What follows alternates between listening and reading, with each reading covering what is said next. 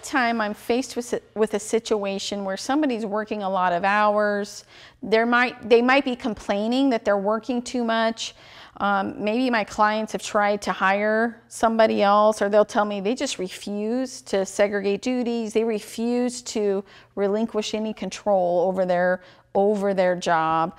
The question I always have is, do I have somebody who is just sort of ego driven and they like the fact that they are the only person that knows that job? Or do I potentially have a fraud problem? And I always ask the question, you know, if $5 was missing, all roads point to you. The regular person, the upstanding citizen, so to speak, they're going to say, oh my gosh, I never thought of that. While the fraudster is going to say, heck no, I don't need any help. I don't want to train any new employees.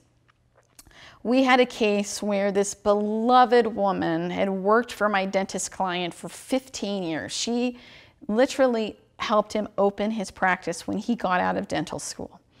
And she started the whole billing process. She got him going with the patients. The patients loved her.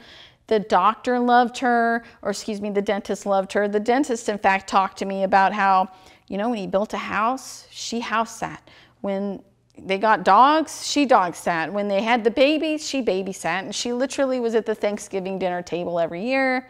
She was that well liked. And she would often complain about how overworked she was. And he would hire new people and to help her, because he absolutely loved her. He wanted what was best for her and obviously for his business.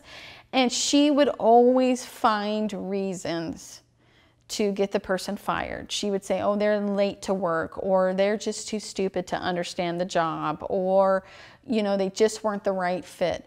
And so even though she complained about having too much work to do, she absolutely refused to train any new employee or relinquish any controls.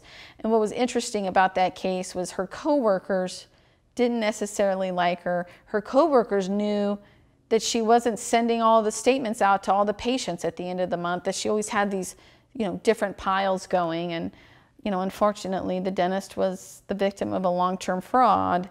And one of the biggest red flags was she was hoarding all of the work and not letting anybody near her.